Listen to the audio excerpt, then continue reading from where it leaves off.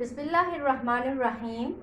সুপ্রিয় শিক্ষার্থীরা, আশা করি তোমরা আল্লাহর অশেষ রহমতে ভালো আছো, সুস্থ আছো, নিরাপদে আছো। আমিও আলহামদুলিল্লাহ ভালো আছি। তোমাদের আজকে ইসলামের ইতিহাস ও সংস্কৃতি বিষয়ের দ্বিতীয় পত্রের অনলাইন ক্লাস নেবার জন্য আমি তোমাদের সাথে সংযুক্ত আছি। ফাহমিদা হুসাইন, প্রভাষক, খিলগাঁও মডেল কলেজ। আমরা আজকে মোহাম্মদ বিন কাসিমের সিন্ধু ও মুলতান বিজয় সম্পর্কে আলোচনা করব। অষ্টম শতাব্দীর প্রথম দিকে ভারতীয় উপমহাদেশের রাজনৈতিক, সামাজিক, সাংস্কৃতিক জগতে মুসলিম শাসন, সভ্যতা ও সংস্কৃতির প্রবেশ ঘটে। তৎকালীন সিন্ধু ও মুলতানের আর্থসামাজিক, রাজনৈতিক, অর্থনৈতিক অবস্থা আরবদের প্রবেশ পথকে আরও সুগম করে। তৎকালীন সময়ে সিন্ধু মুলতানের অর্থনৈতিক, সামাজিক, রাজনৈতিক অবস্থার কারণে বা বিশৃঙ্খলার কারণে তখন মুসলমানরা কি করে? সিন্ধু অভিযান করে। 705 খ্রিস্ট এই সিন্ধু অভিযান করেন খলিফা আল ওয়ালিদের পূর্বাঞ্চলের শাসনকর্তা হাজ্জাজ বিন ইউসুফের ভ্রাতুষ্পুত্র তথা জামাতা মোহাম্মদ বিন কাসিম। তিনি যে সিন্ধু অভিযানটা করেন, এই সিন্ধু অভিযানের কারণটাকে আমরা দুইটা ভাগে বিভক্ত করতে পারি। একটা হচ্ছে পরোক্ষ কারণ, আর একটা হচ্ছে প্রত্যক্ষ কারণ। পরোক্ষ কারণ হচ্ছে অনেকগুলো কারণের সমাবেশ, আর প্রত্যক্ষ কারণটা হচ্ছে নির্দিষ্ট একটা কারণ, যে কারণটা যখন যদি না ঘটতো তাহলে এই অভিযানটা কখনোই সম্পন্ন হতো না। তাহলে পরোক্ষ কারণকে আমরা কয়েকটা ভাগে দেখিয়েছি। যেমন রাজ্য বিজয়। 705 খ্রিস্টাব্দে প্রথম আল ওয়ালিদ দামেস্কের সিংহাসনে আরোহণ করেন। তিনি ছিলেন মুসলিম সাম্রাজ্যের খলিফা। সৌভাগ্যক্রমে তিনি তখন মুসা বিন নুসাইর, তারিক বিন জিয়াদ, কুতাইবা, হাজ্জাজ বিন ইউসুফ, মোহাম্মদ বিন কাসিম প্রভৃতি প্রমুখ দক্ষ সেনাপতিদের ও সমর কুশলীদেরকে তিনি একসাথে পান। ঠিক আছে, তাহলে তিনি সবাই দক্ষ সেনাপতি ছিল বা সেনানায়ক ছিল, তাদেরকে তিনি একসাথে পান। এই যে সবাইকে একসাথে পেয়ে তখন তিনি ইউরোপে তিনি স্পেন, তারপরে হচ্ছে মধ্য এশিয়া এবং ভারত জয়ের আশা পোষণ করেন এবং তিনি সেই আশায় সফলকামও হন এবং তিনি কিন্তু সেই বিজয়ে তিনি সফলতাও লাভ করেন। তাহলে আমরা দেখব যে কোথায়? স্পেন, ইউরোপে তিনি জয় করেন স্পেন, মধ্য এশিয়া এবং ভারতবর্ষ। এই ভারতবর্ষেরই একটা অঞ্চল হচ্ছে সিন্ধু ও মুলতান। তাহলে দেখা যায় যে সাম্রাজ্যবাদী গভর্নর হাজ্জাজ বিন ইউসুফের প্রত্যক্ষ সহযোগিতা এবং আল ওয়ালিদের সমর্থনে মোহাম্মদ বিন কাসিম সিন্ধু আক্রমণ করেন এবং সাফল্য লাভ করেন। তাহলে মোহাম্মদ বিন কাসিম যখন সিন্ধু অভিযান করেন, সে সময় মুসলিম সাম্রাজ্যের শাসক ছিলেন কে? আল ওয়ালিদ।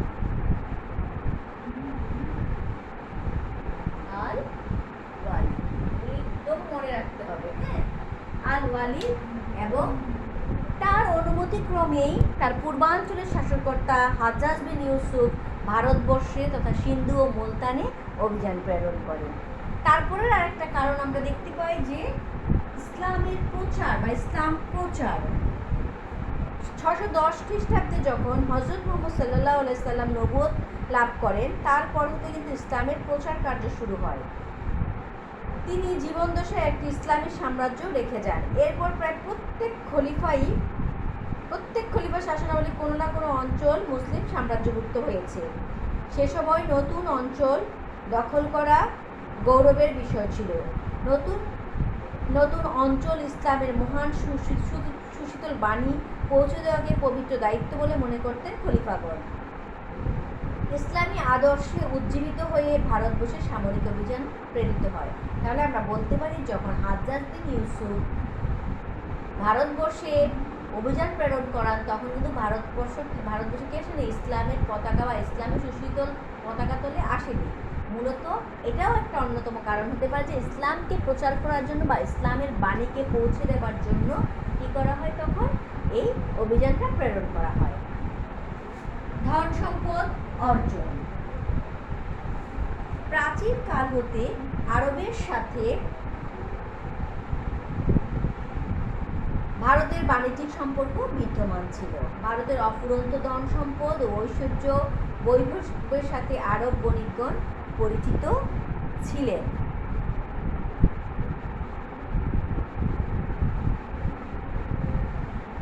যাযাবর আরবদের স্থায়ী কোনো পেশা ছিল না। নতুন নতুন অঞ্চল জয়ের মাধ্যমে গনিমত লাভ করা একটি অন্যতম নেশায় পরিগণিত হয়। খলিফাগণ মুজাহিদদের আর্থিক সচলতার বিষয় চিন্তা করে নতুন নতুন রাজ্য জয়ের অনুমতি দেন এবং এ কারণে আরবগণ ভারতে সামরিক অভিযান প্রেরণ করেন। তারপর দেখো ব্যর্থতাকে জয়। 636 খ্রিস্টাব্দে এবং 643 খ্রিস্টাব্দে ভারতবর্ষে সামরিক অভিযান প্রেরিত হয়, কিন্তু সমুদ্রপথে সামরিক অভিযান বিপজ্জনক মনে হয় এবং যুদ্ধাভিযান স্থগিত করা হয়। হযরত মুয়াবিয়ার প্রচেষ্টায় নৌবাহিনী গঠনের মাধ্যমে 659 খ্রিস্টাব্দে, 662 এবং 664 খ্রিস্টাব্দে পরপর সামরিক অভিযান প্রেরিত হয়। মুসলিম সামরিক অভিযান আশারূপ সাফল্য এবং দেখতে পায়নি। 8ম শতাব্দীর শুরুতে মুসলমানগণ ইবনুল হারবি আল বাহিতির নেতৃত্বে ম্যাকরান দখল করে এবং ম্যাকরান ও বেলুচিস্তান দখলের মাধ্যমে সিন্ধু বিজয়ের পথ সুগম হয়। তাহলে আমরা দেখলাম যে বারবার আবু বকর রাদিয়াল্লাহু তাআলা আনহুর সময়, ওমর রাদিয়াল্লাহু তাআলা আনহুর সময়, অতঃপর মুয়াবিয়া রাদিয়াল্লাহু তাআলা আনহুর সময় উমাইয়া খলিফা, তারা বারবার এই ভারতবর্ষ অভিযানের চেষ্টা করে, কিন্তু কখনো কখনো আবহাওয়ার প্রতিকূল অবস্থার জন্য এবং বিভিন্ন সময়ে সৈন্যদের ব্যর্থতার জন্য কি করা হয়েছিল যে ভারতবর্ষ ইসলাম প্রচার বা ভারতবর্ষ মুসলমানদের দখলে আসেনি। কিন্তু পরবর্তীতে দেখা যায় যে যখন মুসলমানরা 8ম শতাব্দীর শুরুতে তারা যখন ম্যাকরার বা বেলুচিস্তান দখল করে, তখন তাদের সাহসটা আরও বেড়ে যায় এবং এরই পরিপ্রেক্ষিতে হাজ্জাজ বিন ইউসুফ মোহাম্মদ বিন কাসিমের নেতৃত্বে ভারতবর্ষে অভিযান প্রেরণ করে এবং শেষ পর্যন্ত কিন্তু জয়ও লাভ করতে সক্ষম হয়। তাহলে ব্যর্থতাকেই দেখা যায় যে বারবার ব্যর্থ হচ্ছিল এবং এই ব্যর্থতাকেই তারা ধরে কিন্তু একসময় জয়ের মুখ দেখতে সক্ষম হয়। সিন্ধুর রাজনৈতিক অস্থিরতা। আরবরা সিন্ধু বিজয়ের পূর্বেই বুখারা, সমরকান্দ, ফারগানা সিন্ধু বিজয়ের পূর্বেই দখল করে। সর্বশেষ মাকরান বা বেলুচিস্তান দখল করেন। এসব অঞ্চল থেকে মুসলিম সমরকুশীরা সিন্ধুর ভিতর বাইরে সবকিছু অনুধাবন করে। রাজা দাহিরের নিষ্ঠুরতা, জাট ও মেরদের রাজ্যের বিরুদ্ধে নেতিবাচক কার্যকলাপ, অর্থনৈতিক বিপর্যয়, বর্ণপ্রথার কুপ্রভাব, সর্বোপরি সামরিক দুর্বলতা মুসলমানদের জানা ছিল। অনুকূল পরিস্থিতি এবং জাট ও মেরদের সহযোগিতার আশ্বাস আরবদের সিন্ধু আক্রমণে উৎসাহিত করে। এই জন্য আমাদের ঐতিহাসিক ভিজে মহাজান একটি মন্তব্য করেন, on the way the just and midst join him against Dahir. তাহলে আমরা এইখানে দেখলাম যে সিন্ধুর রাজা যখন হাজ্জাজ বিন ইউসুফ সিন্ধুতে অভিযান প্রেরণ করেন, সেই সময় সিন্ধুর রাজা কে ছিল? রাজা দাহির। ঠিক আছে, রাজা দাহির ছিল হচ্ছে সিন্ধুর রাজা। এর আগে মুসলমানরা কয়েকটি রাজ্য, সিন্ধু বিজয়ের পূর্বে মুসলমানরা কয়েকটি অঞ্চল জয় করে, যাদের মধ্যে অন্যতম আমরা বলেছি বুখারা, সমরকান্দ, ফারগানা এবং বেলুচিস্তান। এই আশপাশের অঞ্চলগুলো জয় করার ফলে তারা কী করছিল যে রাজা দাহির যে সিন্ধুর রাজা, সেই সময় সিন্ধুর অবস্থান, সিন্ধুতে কী অবস্থা বিরাজমান করছে, রাজনৈতিক অবস্থা সম্পর্কে কিন্তু সম্পূর্ণ ওয়াকিবহাল, সম্পূর্ণভাবে জ্ঞান লাভ করে। এর ফলে দেখা যায় যে রাজা দাহিরের সময় এই রাজনৈতিক যে একটা অস্থিরতা বিরাজ করছিল, সেই সম্পর্কে মুসলমানরা যখন জ্ঞান লাভ করে সেই সুযোগ বুঝেই তারা কিন্তু কী করেছিল, এই অভিযানটা প্রেরণ করেছিল। তারপরে হচ্ছে দেখো হাজ্জাজ বিন ইউসুফের সাম্রাজ্যবাদ নীতি। এটা এটা মোহাম্মদ বিন কাসিমের সিন্ধু অভিযানের অন্যতম একটি কারণ হিসাবে আমরা উল্লেখ করতে পারি। হাজ্জাজ বিন ইউসুফ একজন দক্ষ, যোগ্য এবং কঠোর প্রকৃতির শাসক ছিলেন। তিনি পূর্বাঞ্চলের গভর্নর ছিলেন এবং অত্যন্ত কঠোরতার সাথে তিনি শাসন কার্য পরিচালনা করতেন। হেজাজ, উদাহরণস্বরূপ বলা যায় হেজাজ প্রদেশের কথা, খলিফা আল ওয়ালিদের শাসনামলে মুসলিম সম্প্রসারণের যোগ ছিল। ইরাকের গভর্নর হাজ্জাজ বিন ইউসুফ পূর্বাঞ্চলের দেশ জয়ের বাসনায় উদ্যত হয়ে ওঠেন। মূলত হাজ্জাজের কঠোর সম্প্রসারণ নীতির কারণেই কিন্তু আরবগণ সিন্ধু আক্রমণ করে। মূলত এই সাম্রাজ্যবাদ নীতি, হাজ্জাজ বিন ইউসুফের কঠোর সাম্রাজ্যবাদ নীতিই কিন্তু তাকে ভারতবর্ষ আক্রমণে উদ্যত করে এবং এতেই উদ্যত হয়ে কিন্তু তিনি অভিযান প্রেরণ করেন। তারপর আমরা আসি, দেখো, সীমান্ত সুরক্ষা। খোলাফায়ে রাশিদের আমলে মুসলমানগণ মার্ভ, হিরাত, সিজিস্তান, সিরাজ প্রভৃতি অঞ্চল দখল করে। অষ্টম শতাব্দীতে এসে মার্ভ থেকে বুখারা, সমরকন্দ, হিরাত থেকে বল্ক মুসলমানগণ দখল করে। মুসলিম সাম্রাজ্যের সীমান্তবর্তী অঞ্চল ছিল ম্যাকরান তথা বেলুচিস্তান। এই ম্যাকরানের হিন্দু রাজা সহ পার্শ্ববর্তী হিন্দু রাজাগণের নিকট মুসলিম সীমান্ত সুরক্ষিত ছিল না। তাই হাজ্জাজ বিন ইউসুফ ম্যাকরান, সিন্ধু, মুলতান অঞ্চল দখলের জন্য সশস্ত্র পরিকল্পনা গ্রহণ করে। আরব বিদ্রোহীদের আশ্রয় দান। হাজ্জাজ বিন ইউসুফ ছিলেন ইরাকের গভর্নর। তাহলে আমরা একটা নাম বারবার বলছি, ওই নামটা কি? সেই নামটা হচ্ছে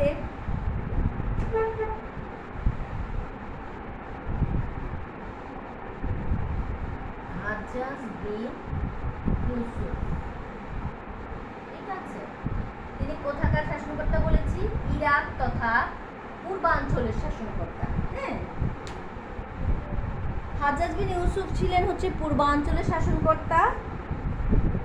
তার কঠোর শাসনে কতিপয় ইরাকি বিদ্রোহী হয়ে ওঠে। এই বিদ্রোহীরা সীমান্ত পার হয়ে সিন্ধু রাজা দাহিরের রাজ্যে আশ্রয় নেয়।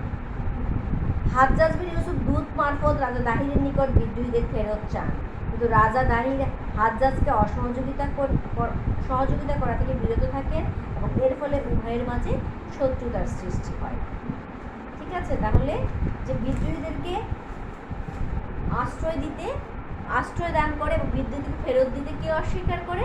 রাজা দাহির অস্বীকার করে, যার ফলে কিন্তু দুইটা দেশের মধ্যে তথা হাজ্জাজ বিন ইউসুফ এবং রাজা দাহিরের সাথে একটা শত্রুতা সৃষ্টি হয়। আরেকটা হচ্ছে বিজয়ের ধারাবাহিকতা।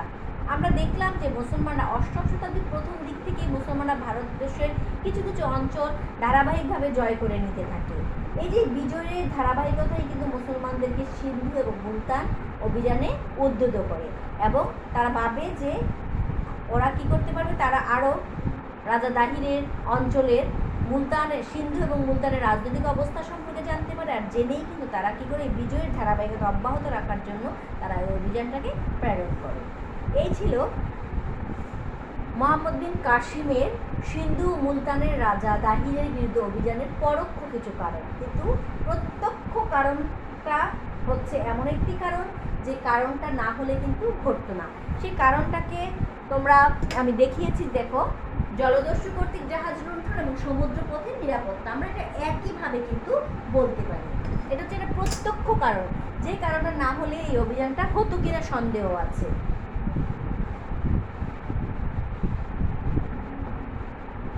আরবের সাথে সিংহলের রাজা, সিংহল হচ্ছে বর্তমান শ্রীলঙ্কা। কোথাকার রাজা বললাম? কোথাকার? সিংহল। সিংহল হচ্ছে বর্তমান শ্রীলঙ্কা। আরবদের সাথে সিংহলের রাজা তথা বর্তমান শ্রীলঙ্কার একটা কিছু বাণিজ্যিক সম্পর্ক ছিল। সিংহলের কতিপয় আরব বণিক ব্যবসার উপলক্ষে এসে মৃত্যুমুখে পতিত হয়।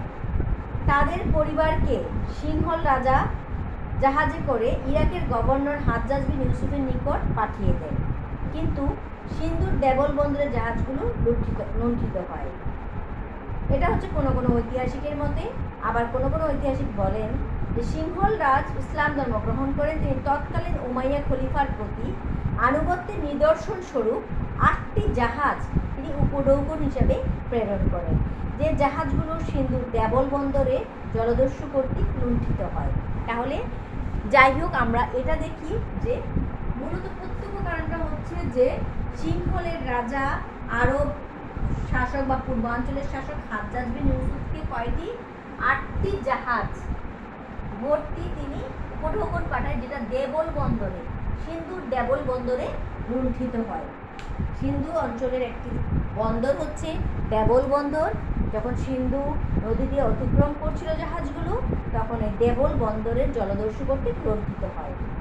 ইরাকের প্রাদেশিক গভর্নর হাজ্জাজ বিন ইউসুফ সিন্ধু রাজা দাহিরের নিকটে লুণ্ঠিত জাহাজগুলোর ক্ষতিপূরণ দাবি করে, কিন্তু তার দাবি সিন্ধুরাজ কর্তৃক প্রত্যাখ্যান হয়।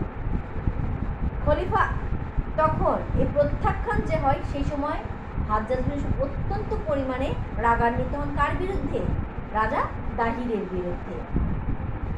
এই যে তিনি রেগে যান বা রাগান্বিত হন, এতে তিনি তখন তার বিরুদ্ধে তাকে, এবং তিনি তার আগে আরও একটু বেশি কেন তার প্রতি রেগেছিলেন, যে তিনি বিদ্রোহীদেরকে চেয়েছেন, সে আশ্রয় দিয়েছে যে বিদ্রোহগুলোকে, সেগুলোকেও তিনি ফেরত দিতে অস্বীকার করেন, এখনও এটা দিতে তিনি অস্বীকার করেন। তাছাড়া আল ওয়ালিদের কৃতদাসী অন্যান্য সামগ্রিক ক্রয়ের জন্য কয়েকজন অনুচর ভারতে প্রেরণ করে। অনুচর কর্তৃক কৃতদাসী অন্যান্য সামগ্রিক ক্রয়ের জন্য ফেরার পথে সিন্ধুস্থ দেবল বন্দরের কতিপয় জলদস্যু কর্তৃক জাহাজগুলি লুণ্ঠিত হয়। হাজ্জাজ বিন ইউসুফ ওই জাহাজগুলোর ক্ষতিপূরণ দাবি করে, কিন্তু দাহির সেই দাবিটাও অগ্রাহ্য করে। এর ফলে তিনি এবার একদম মনস্থির করে ফেলেন যে তার বিরুদ্ধে তিনি অভিযান প্রেরণ করবেন।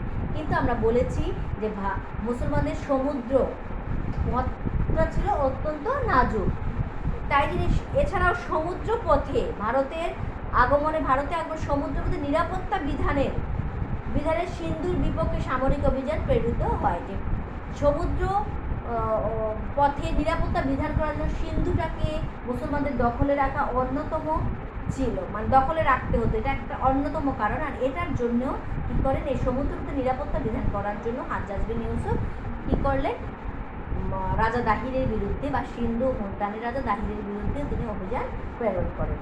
এক কথায় জলদস্যু ও রাজা দাহিরকে সমুচিত শিক্ষা দেওয়ার উদ্দেশ্যে হাজ্জাজ বিন ইউসুফ কী করলেন, তিনি সিন্ধু তথা মুলতানে অভিযান প্রেরণ করেন। এই যে অভিযান প্রেরণ করেন, এই অভিযানগুলো আমরা দেখলাম যে পরোক্ষ অনেকগুলি কারণে, প্রত্যক্ষ কারণ একটা কারণ, যে কারণটার জন্য তিনি কী করেন, এই অভিযানটা প্রেরণ করেন। হাজ্জাজ বিন ইউসুফ প্রথমে ওবায়দুল্লাহর নেতৃত্বে তিনি অভিযান প্রেরণ করেন।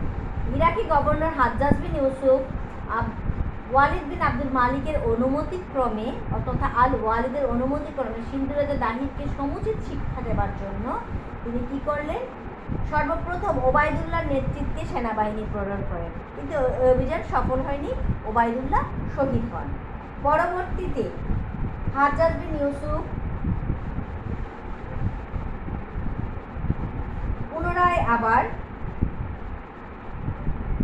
বুদায়েলকে ওমান থেকে ডেকে পাঠান এবং তার অধীনে তিনি 3000 মুজাহিদ সৈন্যকে আবার সিন্ধুতে যুদ্ধ অভিযানে প্রেরণ করেন, কিন্তু এবারও ভাগ্য সুপ্রসন্ন হলো না, বুদায়েলও শহীদ হন। তৃতীয় অভিযান, হাজ্জাজ বিন ইউসুফ ছিলেন সিন্ধু বিজয়ের সিদ্ধান্তে অটল। প্রথম পর্যায়ের 2টি অভিযানে ব্যর্থ হয়ে তিনি দমলেন না, তৃতীয় অভিযান পাঠালেন। এই অভিযানের নেতৃত্ব দিলেন তার ভ্রাতুষ্পুত্র জামাতা মোহাম্মদ বিন কাসিমের উপর। মোহাম্মদ বিন কাসিম বয়স তখন ছিল মাত্র 17 বছর। তার আগের 2টি অভিযান ব্যর্থ হওয়ায় এবার হাজ্জাজের প্রস্তুতি ছিল ব্যাপক। মোহাম্মদ বিন কাসিমের সৈন্যবাহিনীতে ছিল 6000 পদাতিক, 6000 অশ্বারোহী এবং 3000 তীরন্দাজ সৈন্য এবং 3000 ভারবাহী পশু। তরুণ সেনানায়ক মোহাম্মদ বিন কাসিম ছিলেন অসীম সাহসী এবং দৃঢ় মনোবলের অধিকারী। নেতৃত্ব দেওয়ার সকল গুণই তার ছিল। তাছাড়া মোহাম্মদ বিন কাসিম মাকরানের ভেতর দিয়ে অগ্রসর হন এবং এখানে তিনি মাকরানের শাসকের সাথে বন্ধুত্ব গড়ে তোলেন।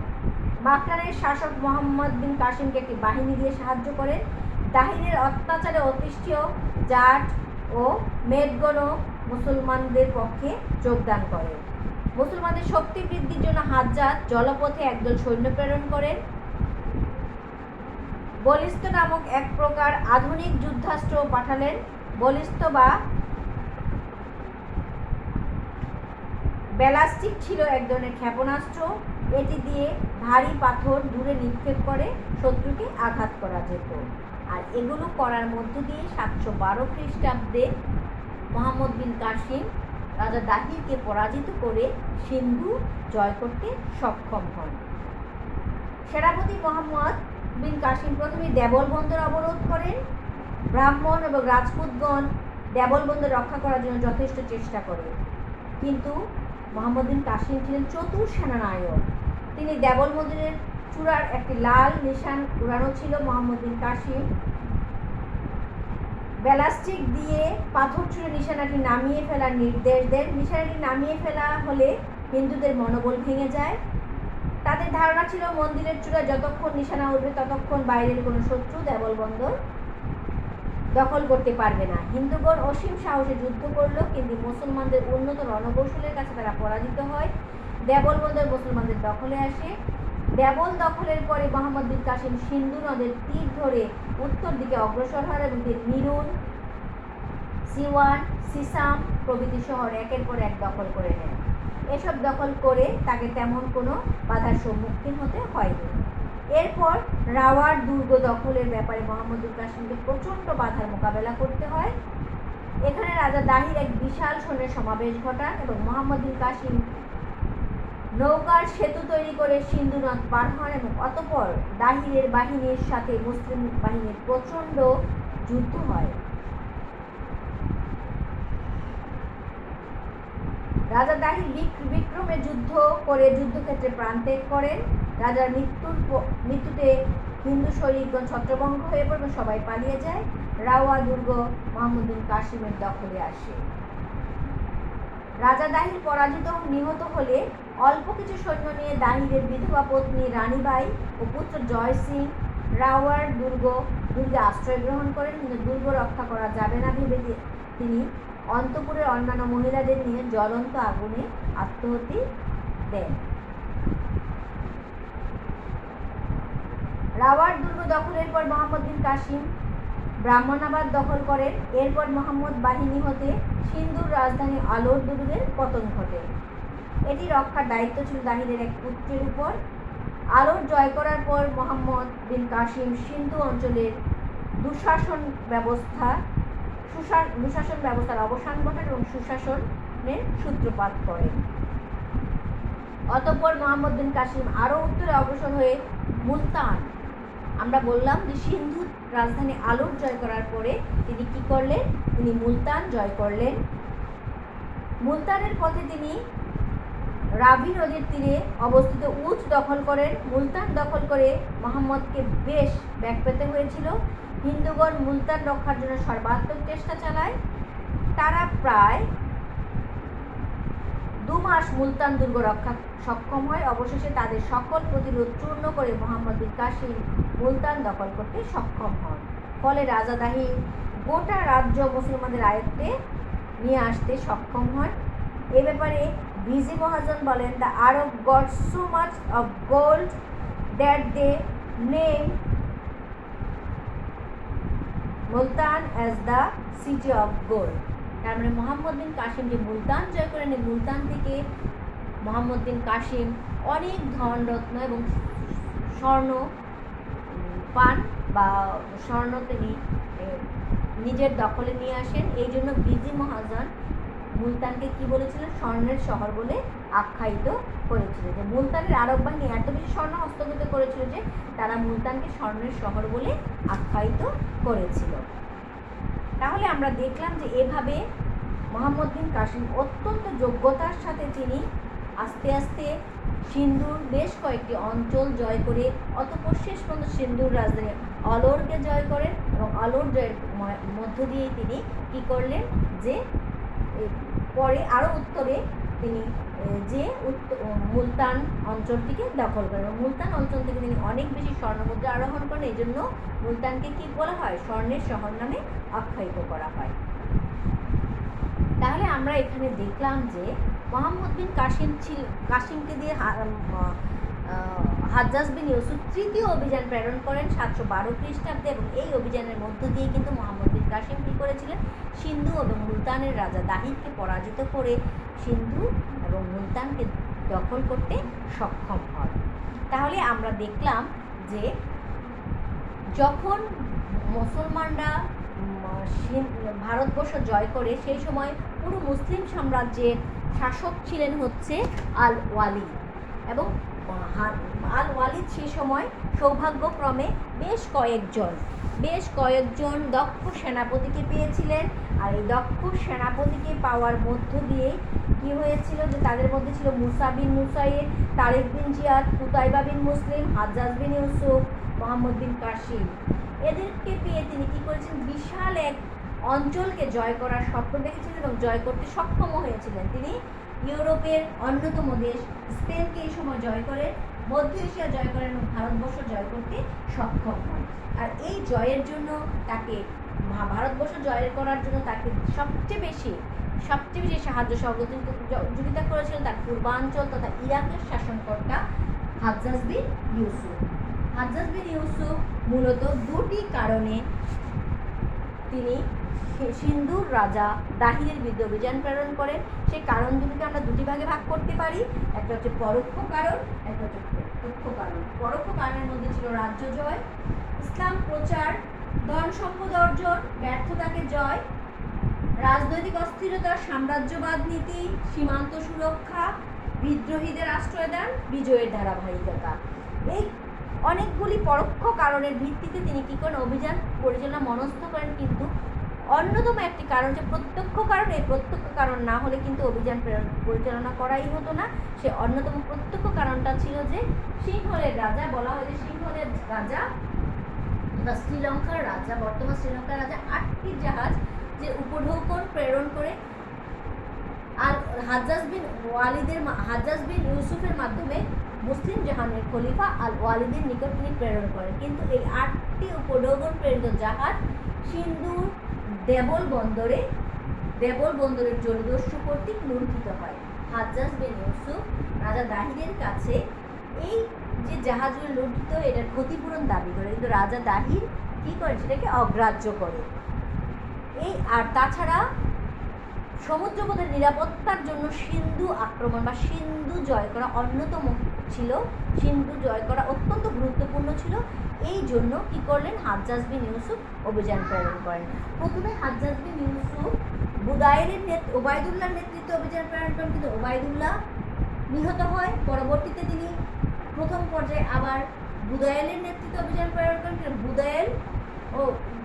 বুদায়েলও অভিযান প্রেরণ করতে যেয়ে তিনি নিহত হন। কিন্তু তৃতীয় পর্যায়ে তিনি তার ভ্রাতুষ্পুত্র জামাতা মোহাম্মদ বিন কাসিমের নেতৃত্বে অভিযান প্রেরণ করেন। আর ভ্রাতুষ্পুত্র এবং জামাতা মোহাম্মদ বিন কাসিম ছিল অত্যন্ত তরুণ এবং চরম কৌশলী একজন সমরনেতা ছিলেন। তিনি কৌশল অবলম্বন করে এবং তাকে আর হাজ্জাজ বিন ইউসুফও তাকে বিভিন্ন সমর সজ্জায় সজ্জিত করে তিনি তাকে প্রেরণ করেছিলেন। তিনি তাকে 6000 অশ্বারোহী,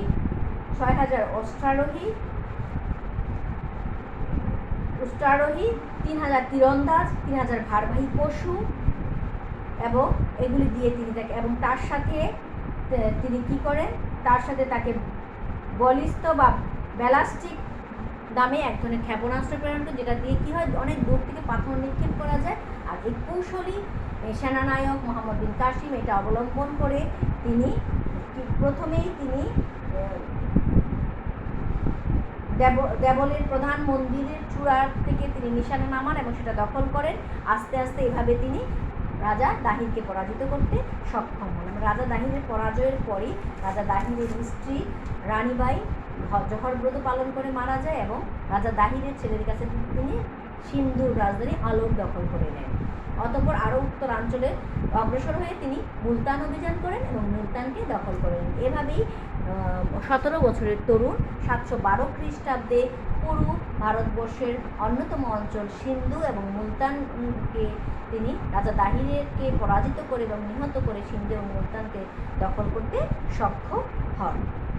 তাহলে আজকে আমরা এটাই পড়লাম যে মুহাম্মদ বিন কাসিমের সিন্ধু ও মুলতান বিজয়ের কারণ ঘটনা নিয়ে আলোচনা করলাম। ঠিক আছে, তোমরা বাসায় এটা ভালো মতো পড়বে এবং কোথাও কোনো সমস্যা হলে আমাকে অবশ্যই জানাবে, এই আশাবাদ ব্যক্ত করে আমি আমার ক্লাস আজকে এখানেই শেষ করছি। সবাই ভালো থাকবে। Thank you all.